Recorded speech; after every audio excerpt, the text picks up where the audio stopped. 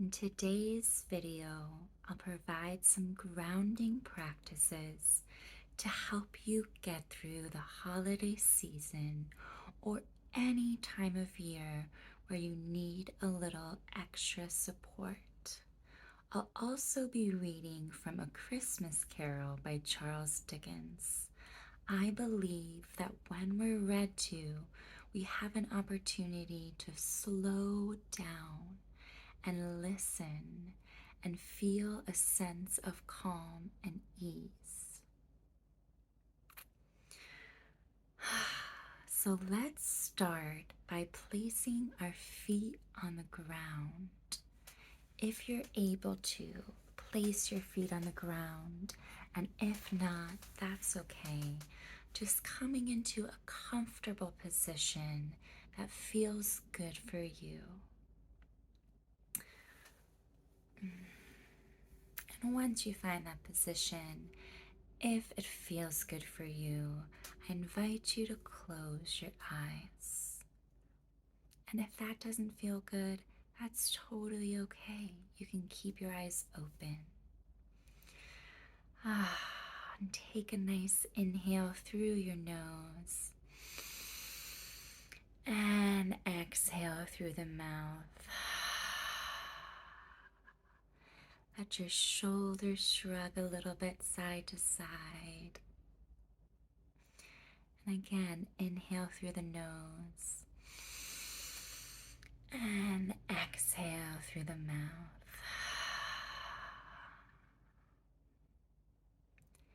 One more time together, inhaling through the nose. And exhale. Let it all go. Sometimes taking 3 deep breaths can really make a shift in how you feel. Take a moment to notice, how do you feel now? Do you feel different than when the video first started?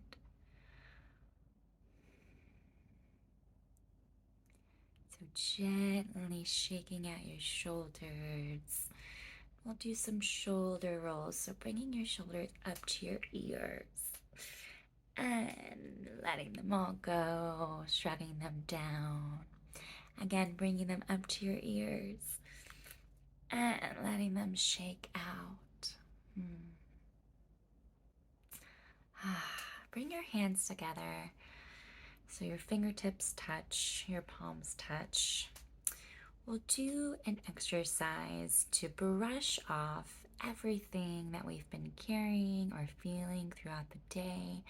I love to do this practice at the end of the day, or if I've had a really stressful moment or interaction. This practice helps me to shake it all out and let it go. So with our hands together, we'll rub them really fast together, letting the heat and energy build up. And with all that energy, bring it to cover your eyes, feeling a sense of heat over your eyes, and then start to gently brush from the top of your head down. Brush things off, anything that's got ick and stuck onto you, brush it off from the top of your head. And this can be gentle, this can be vigorous. Just find what feels good for you and your body in this moment. So brushing it off from the top of your head, brushing it off and down. Next, we'll move to the face. So when you're ready, coming to your forehead, you can come to your temples and cheekbones, your jawline. Oh, so much can get caught in our jawline, especially our jaws can be so tight. So maybe even doing a little rub here, but really just brushing it off and trying to just help brush things off and move the energy downwards. When that feels complete, coming to your shoulders, the tops of your shoulders, it may be easier for you to cross your arms together. You can put the same hand to the same shoulder. Again, this is all about what feels good for you and what's going to help you feel calm. So coming either way with your hands on your shoulders and brushing down, brushing all that off from your shoulders.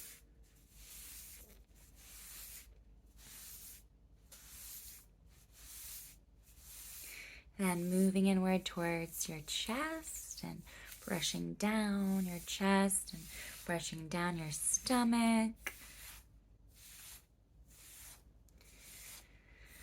And you could continue this practice down onto your legs, but we'll just do the upper part of the body for today. And when you're done with that, bring your arms up overhead. Inhale and exhale. Oh, shake it out. Again, inhale, arms up, and exhale, shake it all out, bringing it back down. So that brushing practice is something that you can do if you only have a couple minutes, if you just have a moment, a couple moments, a couple minutes. So that's a great practice to incorporate when you're short on time. As I mentioned, you could continue down the legs if that feels good for you. The next thing we'll do is, I love this one, the next one, because you can do this anywhere you are. You can do this when you're at a dinner table. You could do this under the table. You could do this when you're in line at the store. So it involves our hands and our fingertips, and it's bringing our fingertips to touch the thumb to the other fingers. This exercise is really calming and grounding, can really help ease anxiety. So bringing the thumb to touch the fingerprints, so bringing the fingerprints together, bringing the middle finger and the thumb together. And make sure you can see me here. Getting the pinky, and then you can go backwards. You can do this as slowly or as quickly as you'd like. Just really letting the fingertips come together here. Here, I'll bring my right hand in as well. So letting the fingertips touch.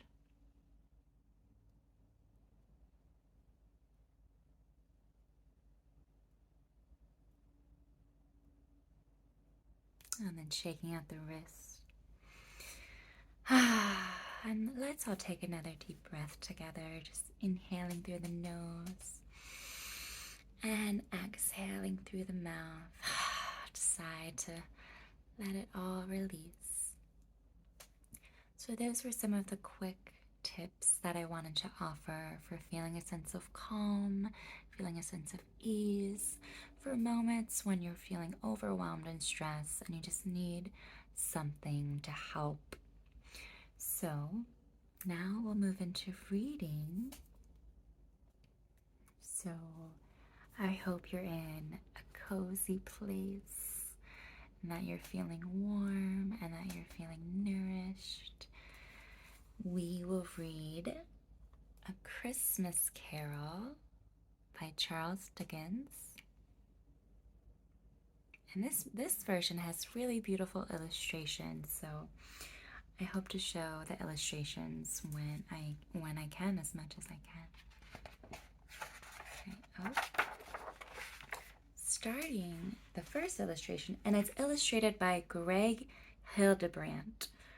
I hope I'm pronouncing that last name right, Hildebrandt. Here's the first illustration we have.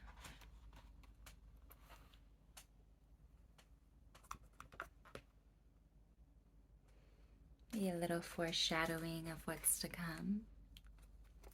For those of you who are new, for those of you who have read this before. Okay, so the chapters in this book are called staves. So starting with stave 1, Marley's Ghost. Marley was dead to begin with. There's no doubt whatever about that. The register of his burial was signed by the clergyman, the clerk, the undertaker, and the chief mourner. Scrooge signed it, and Scrooge's name was good upon change for anything he chose to put his hand to. Old Marley was as dead as a doornail. Mind, I don't mean to say that I know, of my own knowledge, what there is particularly dead about a doornail. I might have been inclined myself to regard a coffin nail as the deadest piece of ironmongery in the trade, but the wisdom of our ancestors is in this simile, and my unhallowed hands shall not disturb it, or the country's done for. You will therefore permit me to repeat emphatically that Marley was as dead as a doornail. Scrooge knew he was dead? Of course he did. How could it be otherwise? Scrooge and he were partners for I don't know how many years. Scrooge was his sole executor, his sole administrator, his sole assign, his sole residuary legatee, his sole friend and sole mourner. And even Scrooge was not so dreadfully cut up by the sad event, but that he was an excellent man of business on the very day of the funeral, and solemnized it with an undoubted bargain. The mention of Marley's funeral brings me back to the point I started from. There is no doubt that Marley was dead. This must be distinctly understood, or nothing wonderful can come of the story I'm going to relate.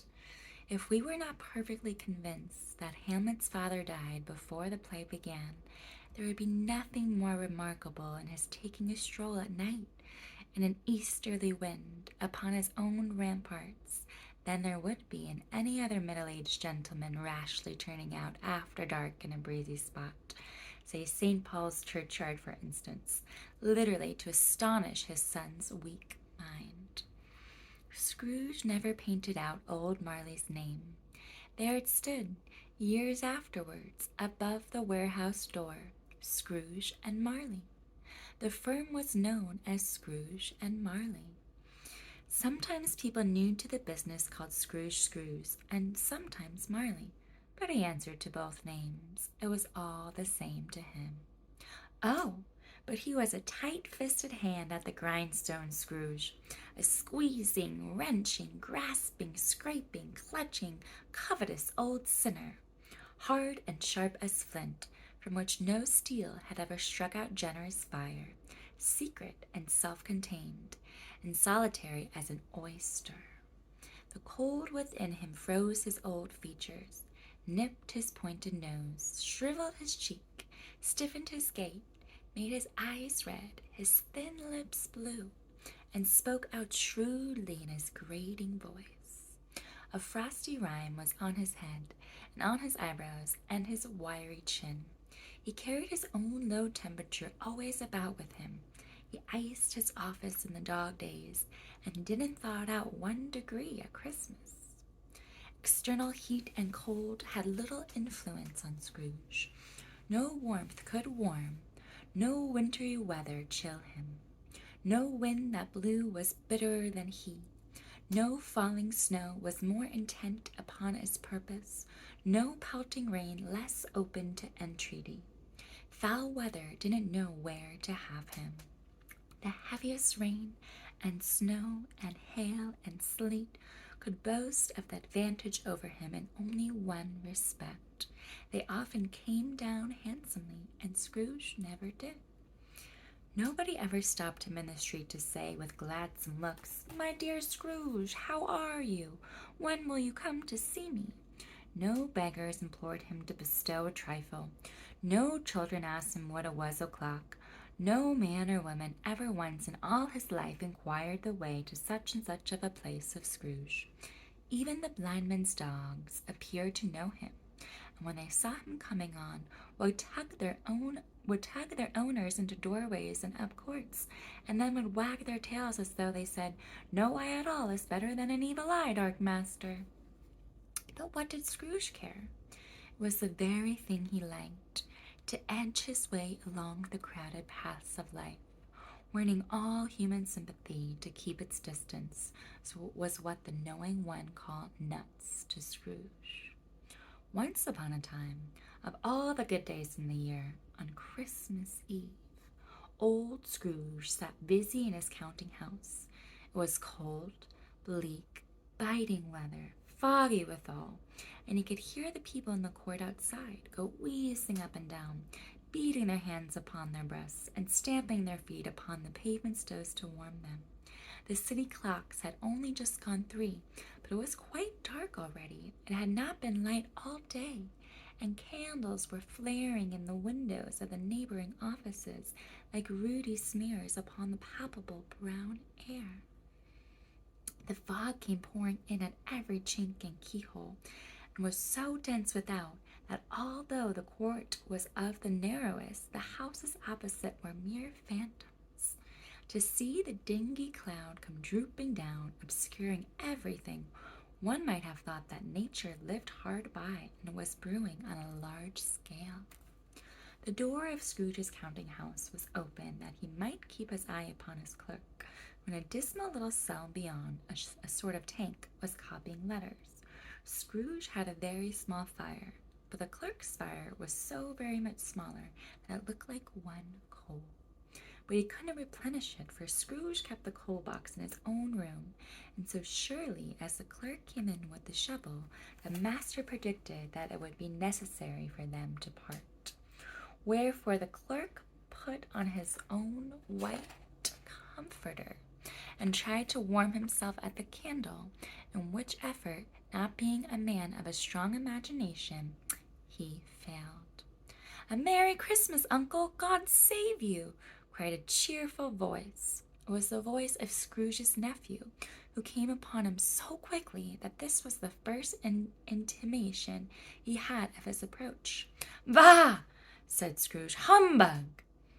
He had so heated himself with rapid walking in the fog and frost, this nephew of Scrooge's, that he was all in a glow. His face was ruddy and handsome, his eyes sparkled, and his breath smoked again. "Christmas a humbug, Uncle," said Scrooge's nephew. "You don't mean that, I am sure." "I do," said Scrooge. "Merry Christmas! What right have you to be merry? What reason have you to be merry? You're poor enough." "Come, then," returned the nephew gaily. "What right have you to be dismal? What reason have you to be morose? You're rich enough." Scrooge, having no better answer ready on the spur of the moment, said "Bah!" again, and followed it up with "Humbug." "Don't be cross, Uncle," said the nephew. "What else can I be?" returned the uncle, "when I live in such a world of fools as this? Merry Christmas! Out upon Merry Christmas! What's Christmas time to you but a time for paying bills without money, a time for finding yourself a year older and not an hour richer, a time for balancing your books and having every item in them through a round dozen of months presented dead against you? If I could work my will," said Scrooge indignantly, "every idiot who goes about with Merry Christmas on his lips should be boiled with his own pudding and buried with a stake of holly through his heart. He should." "Uncle!" pleaded the nephew. "Nephew!" returned the uncle sternly. "Keep Christmas in your own way, and let me keep it in mine." "Keep it!" repeated Scrooge's nephew. "But you don't keep it." Now, here's a beautiful illustration that depicts Scrooge's nephew coming into the office all aglow. Can you see that? There we go.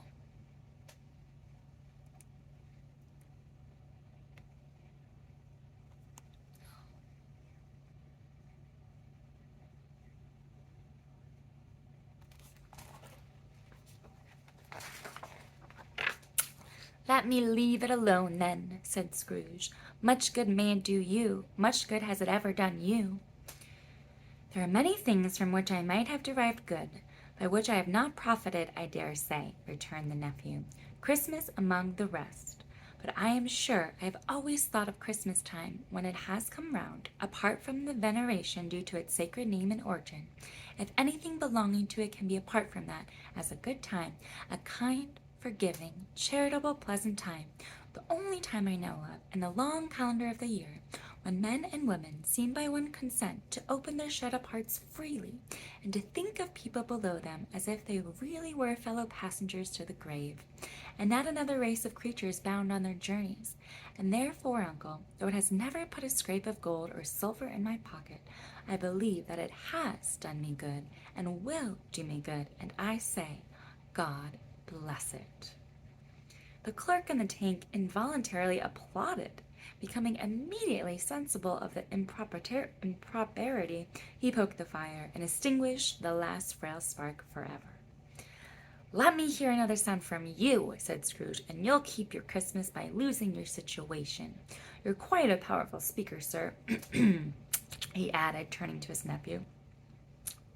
I wonder you don't go into Parliament. Don't be angry, uncle. Come, dine with us tomorrow. Scrooge said that he would see him. Yes, indeed he did, but went the whole length of the expression, and said that he would see him in that extremity first. But why? Cried Scrooge's nephew. Why? Why did you get married? Said Scrooge. Because I fell in love. Because you fell in love, growled Scrooge, as if that were the only one thing in the world more ridiculous than a Merry Christmas. Good afternoon. Nay, uncle, but you never came to see me before that happened. Why give it as a reason for not coming now? Good afternoon, said Scrooge. I want nothing from you. I ask nothing of you. Why cannot we be friends? Good afternoon, said Scrooge.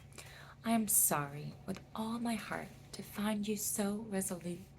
We have never had any quarrel to which I have been a party, but I've made the trial in homage to Christmas, and I'll keep my Christmas humor to the last. So a Merry Christmas, uncle. Good afternoon, said Scrooge, and a Happy New Year. Good afternoon, said Scrooge. His nephew left the room without an angry word, notwithstanding. He sat by the other door to bestow the greetings of the season on the clerk, who, cold as he was warmer than Scrooge, for he returned them cordially. There's another fellow, muttered Scrooge, who overheard him, my clerk, with 15 shillings a week, and a wife and a family, talking about a Merry Christmas, all retired to Bedlam. This lunatic, in letting Scrooge's nephew out, had let 2 other people in. They were portly gentlemen, pleasant to behold, and now stood, with their hats off, in Scrooge's office. They had books and papers in their hands, and bowed to him. Scrooge and Marley's, I believe, said one of the gentlemen, referring to his list. Have I the pleasure of addressing Mr. Scrooge or Mr. Marley? Mr. Marley has been dead these 7 years, Scrooge replied. He died 7 years ago, this very night. We have no doubt his liberal is well represented by a surviving partner, said the gentleman, presenting his credentials. It certainly was, for they had been 2 kindred spirits. At the ominous word liberality, Scrooge frowned and shook his head, and handed the credentials back. At this festive season of the year, Mr. Scrooge, said the gentleman, taking up a pen, it is more than usually desirable that we should make some slight provision for the poor and destitute, who suffer greatly at the present time. Many thousands are in want of common necessaries. Hundreds of thousands are in want of common comforts, sir. Are there no prisons? Asked Scrooge. Plenty of prisons, said the gentleman, laying down the pen again. And the Union workhouses? Demanded Scrooge. Are they still in operation? They are, still, returned the gentleman. I wish I could say they were not. The treadmill and the poor law are in full vigor, then, said Scrooge. Both very busy, sir. Oh, I was afraid, from what you said at first, that something had occurred to stop them in the useful course, said Scrooge. I'm very glad to hear it.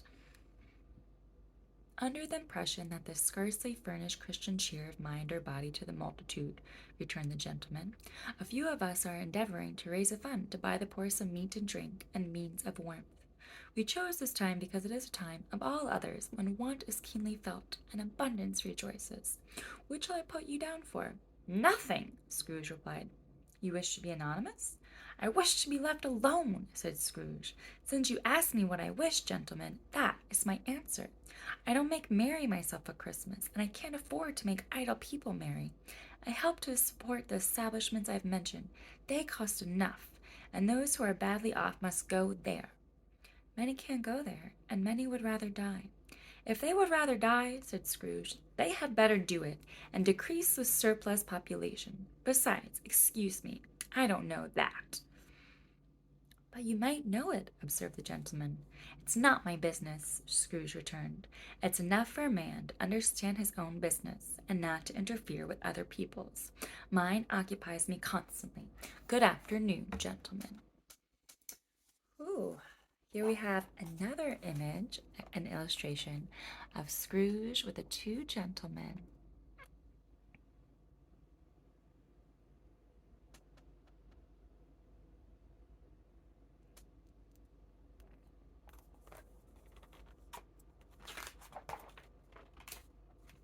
Seeing clearly that it would be useless to pursue their point, the gentlemen withdrew. Scrooge resumed his labors with an improved opinion of himself, and in a more facetious temper than was usual with him. Meanwhile, the fog and darkness thickened so that people ran about with flaring lamps, proffering their services to go before horses and carriages and conduct them on their way. The ancient tower of a church, whose gruff old bell was always peeping slyly down at Scrooge out of a Gothic window in the wall, became invisible and struck the hours and quarters in the clouds with tremulous vibrations afterwards, as if its teeth were chattering in its frozen head up there. The cold became intense. In the main street, at the corner of the court, some laborers were repairing the gas pipes, and had lighted a great fire in a brazier, round which a party of ragged men and boys were gathered, warming their hands and winking their eyes before the blaze in rapture. The water plug being left in solitude, its overflowing sullenly congealed and turned to misanthropic ice. The brightness of the shops, where holly sprigs and berries crackled in the lamp heat of the windows, made pale faces ruddy as they passed. Poulterers' and grocers' trades became a splendid joke, a glorious pageant, with which it was next to impossible to believe that such dull principles as bargain and sale had anything to do. The Lord Mayor, in the stronghold of the mighty mansion house, gave orders to his 50 cooks and butlers to keep Christmas as a Lord Mayor's household should, and even the little tailor, whom he had fined 5 shillings on the previous Monday for being drunk and bloodthirsty in the streets, stirred up tomorrow's pudding in his garret, while his lean wife and the baby sallied out to buy the beef. Foggier yet, and colder. Piercing, searching, biting, cold. If the good St. Dunstan had but nipped the evil spirit's nose with a touch of such weather as that, instead of using his familiar weapons, then indeed he would have roared to lusty purpose.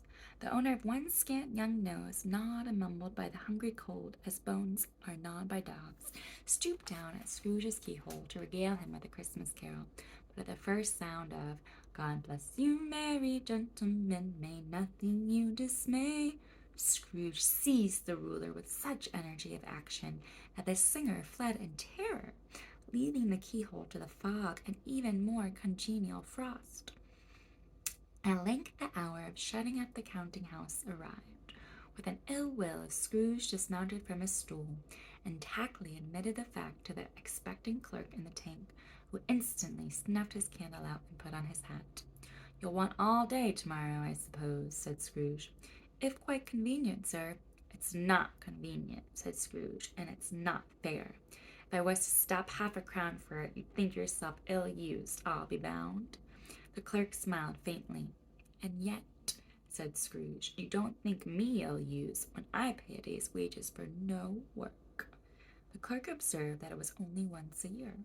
"A poor excuse for picking a man's pocket every 25th of December," said Scrooge, buttoning his greatcoat to the chin. "But I suppose you must have the whole day. Be here all the earlier next morning." The clerk promised that he would, and Scrooge walked out with a growl. The office was closed in a twinkling, and the clerk, with the long ends of his white comforter dangling below his waist, for he boasted no great coat, went down a slide on Cornhill at the end of a lane of boys 20 times in honor of it being Christmas Eve, and then ran home to Camden Town as hard as he could pelt to play at Blindman's Bluff. Scrooge took his melancholy dinner in his usual melancholy tavern, and having read all the newspapers and beguiled the rest of the evening with his banker's book, went home to bed. He lived in chambers which had once belonged to his deceased partner.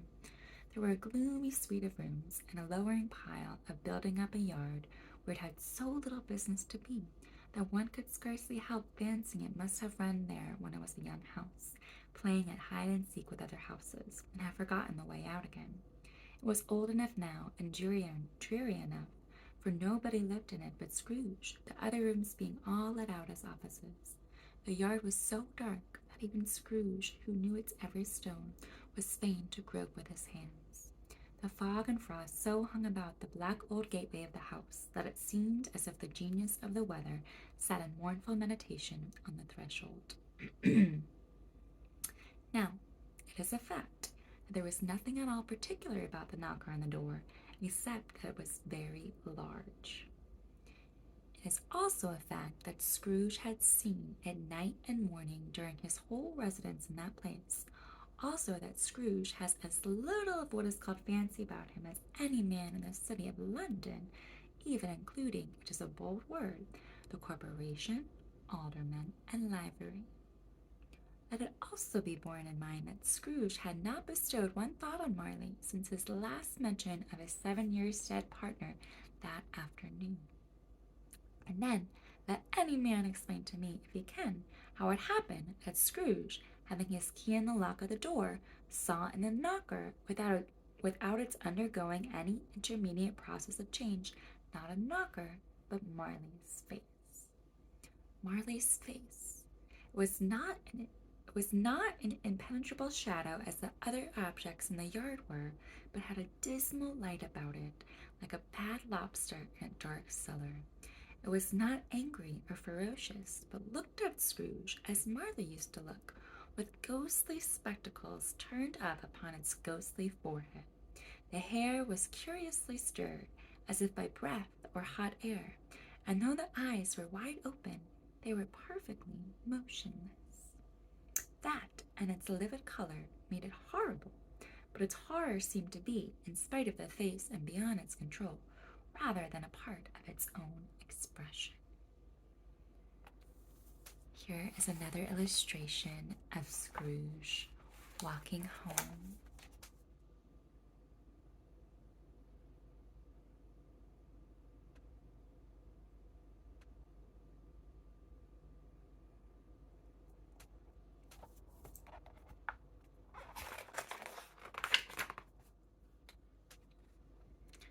Oh, and there's another illustration when we turn the page of what Scrooge saw with the knock at the door.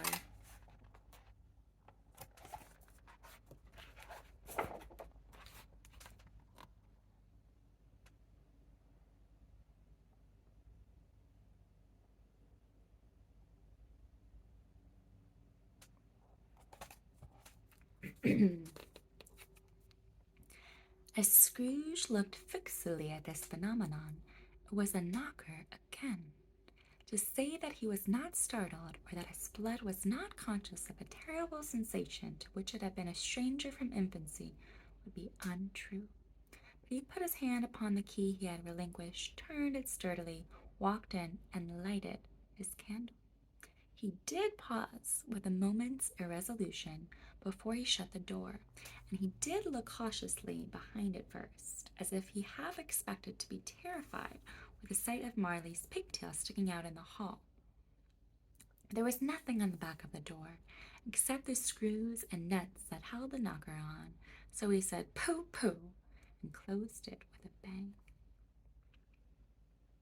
The sound resounded through the house like thunder.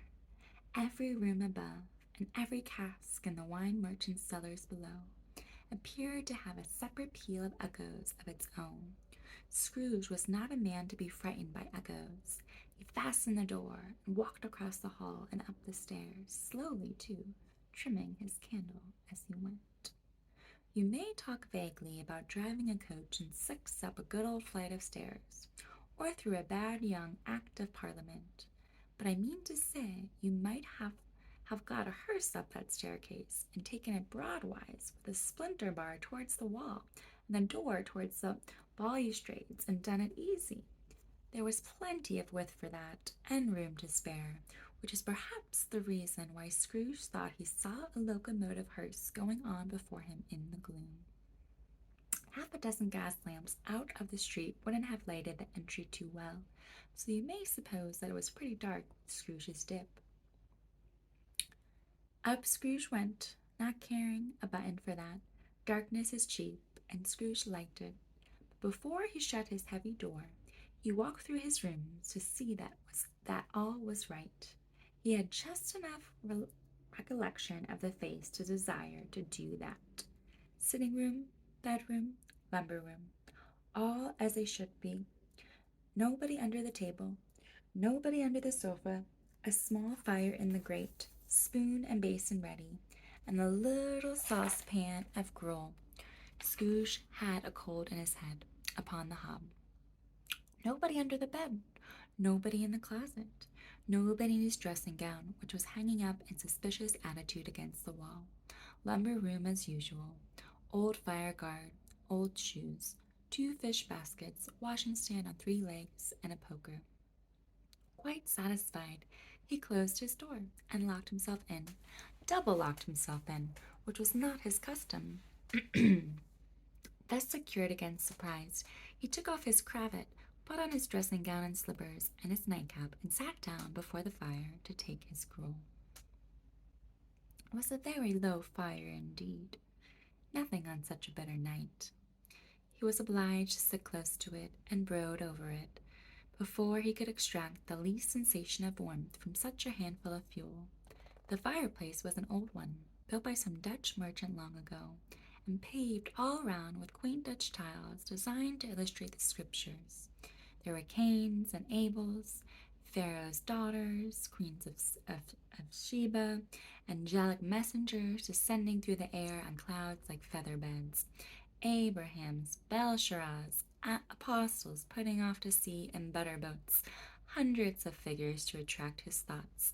And yet that face of Marley, 7 years dead, came like the ancient prophet's rod and swallowed up the whole.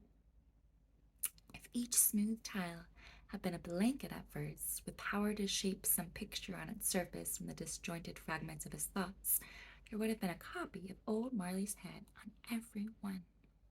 "Humbug!" said Scrooge, and walked across the room. After several turns, he sat down again. As he threw his head back in the chair, his glance happened to rest upon a bell, a disused bell that hung in the room, and communicated for some purpose now forgotten with the chamber in the highest story of the building. It was with great astonishment and with a strange, inexplicable dread that as he looked, he saw this bell begin to swing. It swung so softly in the outset that it scarcely made a sound, but soon it rang out loudly, and so did every bell in the house. This might have only lasted half a minute or a minute, but it seemed an hour. The bells ceased as they had begun together. They were succeeded by a clanking noise deep down below, as if some person were dragging a heavy chain over the casks in the wine merchant's cellar. Scrooge then remembered to have heard that ghosts in haunted houses were described as dragging chains. The cellar door flew open with a booming sound, and then he heard the noise much louder on the floors below, then coming up the stairs, then coming straight towards his door. "It's humbug still," said Scrooge. "I won't believe it." His color changed, though, when without a pause it came on through the heavy door and passed into the room before his eyes. Upon its coming in, the dying flame leaped up as though it cried, "I know him, Marley's ghost," and fell again. The same face, the very same. Marley in his pigtail, usual waistcoat, tights, and boots, the tassels on the latter bristling like his pigtail, and his coat skirts, and the hair upon his head. The chain he drew was clasped about his middle. It was long and wound about him like a tail, and it was made, for Scrooge observed it closely, of cash boxes, keys, padlocks, ledgers, deeds, and heavy purses wrought in steel. His body was transparent, so that Scrooge, observing him and looking through his waistcoat, could see the two buttons on his coat behind. Scrooge had often heard it said that Marley had no bowels, but he had never believed it until now. No, nor did he believe it even now. Though he looked the phantom through and through, and saw it standing before him, though he felt the chilling influence of its death-cold eyes, and marked the very texture of the folded kerchief bound about its head and chin, with which wrapper he had not observed before, he was still incredulous, and fought against his senses. "How now?" said Scrooge, caustic and cold as ever.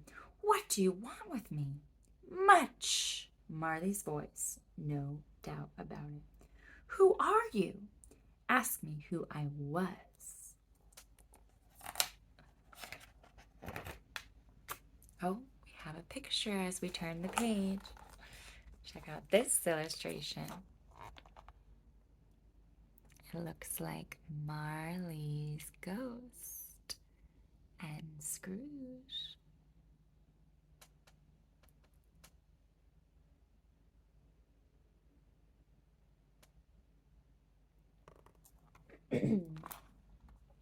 "Who were you then?" said Scrooge, raising his voice. "You're particular for a shade." He was going to say "to a shade," but substituted this as more appropriate. "In life, I was your partner, Jacob Marley." Can you sit down?" asked Scrooge, looking doubtfully at him. "I can." "Do it then." Scrooge asked the question because he didn't know whether a ghost so transparent might find himself in a condition to take a chair, and thought that in the event of it being impossible, it might involve the necessity of an embarrassing explanation. But the ghost sat down on the opposite side of the fireplace, as if he were quite used to it. "You don't believe in me," observed the ghost. "I don't," said Scrooge. "What evidence would you have of my reality, beyond that of your senses?" "I don't know," said Scrooge. "Why do you doubt your senses?" "Because," said Scrooge, "a little thing affects them. A slight disorder of the stomach makes them cheats. You may be an undigested bit of beef, a blot of mustard, a crumb of cheese, a fragment of an underdone potato. There's more of gravy than of grave about you, whatever you are." Scrooge was not much in the habit of cracking jokes, nor did he feel in his heart by any means waggish then. The truth is that he tried to be smart as a means of distracting his own attention and keeping down his terror, for the spectre's voice disturbed the very marrow in his bones. To sit staring at those fixed glazed eyes in silence for a moment would play, Scrooge felt, the very deuce with him. There was something very awful, too, in the spectre's being provided with an infernal atmosphere of its own. Scrooge could not feel it himself, but this was clearly the case. For though the ghost sat perfectly motionless, its hair and skirts and tassels were still agitated as by the hot vapor from an oven. "You see this toothpick?" said Scrooge, returning quickly to the charge for the reason just assigned, and wishing, though it were only for a second, to divert the vision's stony gaze from himself. "I do," replied the ghost. "You are not looking at it," said Scrooge. "But I see it," said the ghost, notwithstanding. "Well," returned Scrooge, "I have but to swallow this, and be for the rest of my days persecuted by a legion of goblins, all of my own creation. Humbug, I tell you, humbug!" At this the spirit raised a frightful cry, and shook its chain with such a dismal and appalling noise that Scrooge held on tight to his chair to save himself from falling in a swoon. But how much greater was his horror when the phantom, taking off the bandage round its head, as if it were too warm to wear indoors, its lower jaw dropped down upon its breast. Scrooge fell upon his knees and clasped his hands before his face. "Mercy," he said, Dreadful apparition, why do you trouble me? Man of the worldly mind, replied the ghost, do you believe in me or not? I do, said Scrooge. I must. But why do spirits walk the earth, and why do they come to me? It is required of every man, the ghost returned, that the spirit within him should walk abroad among his fellow men, and travel far and wide, and if that spirit goes not forth in life, it is condemned to do so after death. It is doomed to wander through the world. Oh, woe is me! And witness what it cannot share, but might have shared on earth, and turned to happiness. Again the spectre raised a cry, and shook its chain, and wrung its shadowy hands. You are fettered, said Scrooge, trembling. Tell me why. I wear the chain I forged in life, replied the ghost. I made it link by link, and yard by yard. I girded it on my own free will, and of my own free will I wore it. Is its pattern strange to you? Scrooge trembled more and more. Or would you know, pursued the ghost, the weight and length of the strong coil you bear yourself? It was full as heavy and as long as this 7 Christmas Eves ago. You have labored on since. It is a ponderous chain. Scrooge glanced about him on the floor in the expectation of finding himself surrounded by some 50 or 60 fathoms of iron cable, but he could see nothing. Jacob, he said imploringly, old Jacob Marley, tell me more. Speak comfort to me, Jacob. I have none to give, the ghost replied. It comes from other regions, Ebenezer Scrooge, and is conveyed by other ministers to other kinds of men. Nor can I tell you what I would. A very little more is all permitted to me. I cannot rest, I cannot stay, I cannot linger anywhere. My spirit never walked beyond our counting house. Mark me. In life, my spirit never roved beyond the narrow limits of our money-changing hole, and weary journeys lie before me. It was a habit with Scrooge, whenever he became thoughtful, to put his hands in his breeches pockets, pondering on what the ghost had said. He did so now, but without lifting up his eyes or getting off his knees. You must have been very slow about it, Jacob, Scrooge observed in a businesslike manner, though with humility and deference. Slow, the ghost repeated. 7 years dead, mused Scrooge, and traveling all the time? The whole time, said the ghost. No rest, no peace. Incessant torture of remorse. You travel fast, said Scrooge. On the wings of the wind, replied the ghost. You might have over a great quantity of ground in 7 years, said Scrooge.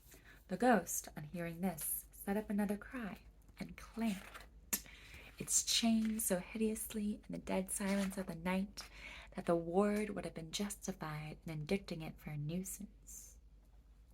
Oh, captive bound and double ironed, cried the phantom, not to know that ages of incessant labor by immortal creatures for this earth must pass into eternity before the good of which it is susceptible is all developed. Not to know that any Christian spirit working kindly in its little sphere, whatever it may be, will find its mortal life too short for its vast means of usefulness. Not to know that no space of regret can make amends for one life's opportunity misused. Yet such was I. Oh, such was I. But you were always a good man of business, Jacob, faltered Scrooge, who now began to apply this to himself. Business, cried the ghost, wringing its hands again. Mankind was my business. The common welfare was my business. Charity, mercy, forbearance, and benevolence were all my business. The dealings of my trade were but a drop of water in the comprehensive ocean of my business. It held up its chain at arm's length, as if that were the cause of all its unavailing grief, and flung it heavily upon the ground again. At this time of the rolling year, the spectre said, I suffer most. Why did I walk through crowds of fellow beings with my eyes turned down, and never raise them to that blessed star which led the wise men to a poor abode? Were there no poor homes to which its light would have conducted me? Scrooge was very much dismayed to hear the spectre going on at this rate, and began to quake exceedingly. "Hear me!" cried the ghost. "My time is nearly gone." "I will," said Scrooge, "but don't be hard upon me. Don't be flowery, Jacob, pray." "How it is that I appear before you in a shape that you can see, I may not tell. I have sat invisible beside you many and many a day." It was not an agreeable idea. Scrooge shivered and wiped the perspiration from his brow. "It is no light part of my penance," pursued the ghost. "I am here tonight to warn you that you have yet a chance and hope of escaping my fate, a chance and hope of my procuring Ebenezer." "You're always a good friend to me," said Scrooge. "Thank ye." "You will be haunted," resumed the ghost, "by 3 spirits." Scrooge's countenance fell almost as low as the ghost's had done. "Is that the chance and hope you mentioned, Jacob?" he demanded in a faltering voice. "It is." I think I'd rather not," said Scrooge. "Without their visits," said the ghost, "you cannot hope to shun the path I tread. Expect the first tomorrow, when the bell tolls 1. "Couldn't I take 'em all at once and have it over, Jacob?" hinted Scrooge. "Expect the second one on the next night at the same hour. The third upon the next night, when the last stroke of 12 has ceased to vibrate. Look to see me no more, and look that, for your own sake, you remember what has passed between us." When I had said these words, the spectre took its wrapper from the table and bound it round its head as before. Scrooge knew this by the smart sound its teeth made when the jaws were brought together by the bandage. He ventured to raise his eyes again, and found his supernatural visitor confronting him in an erect attitude, with its chain wound over and about its arm. The apparition walked backward from him, and at every step it took, the window raised itself a little, so that when the spectre reached it, it was wide open. It beckoned Scrooge to approach, which he did. When they were within 2 paces of each other, Marley's ghost held up its hand, warning him to come no nearer. Scrooge stopped, not so much in obedience as in surprise and fear, for on the raising of the hand, he became sensible of confused noises in the air, incoherent sounds of lamentation and regret, wailings inexpressibly sorrowful and self-accusatory. The spectre, after listening for a moment, joined in the mournful dirge, and floated out upon the bleak, dark night. Scrooge followed to the window, desperate in his curiosity. He looked out. The air filled with phantoms, wandering hither and thither in restless haste, and moaning as they went. Every one of them wore chains like Marley's ghost. Some few, they might be guilty governments, were linked together. None were free. Many had been personally known to Scrooge in their lives. He had been quite familiar with one old ghost in a white waistcoat, with a monstrous iron safe attached to its ankle, who cried piteously at being unable to assist a wretched woman with an infant whom it saw below upon a doorstep.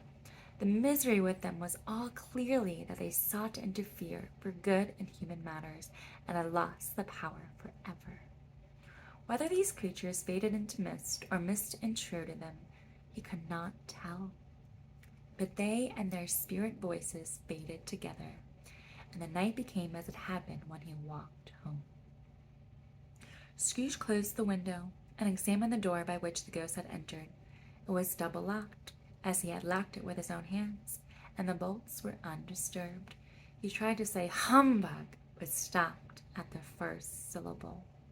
And being, from the emotion he had undergone, or the fatigues of the day, or his glimpse of the invisible world, or the dull conversation of the ghost, or the lateness of the hour, much in need of repose, went straight to bed, without undressing, and fell asleep upon the instant.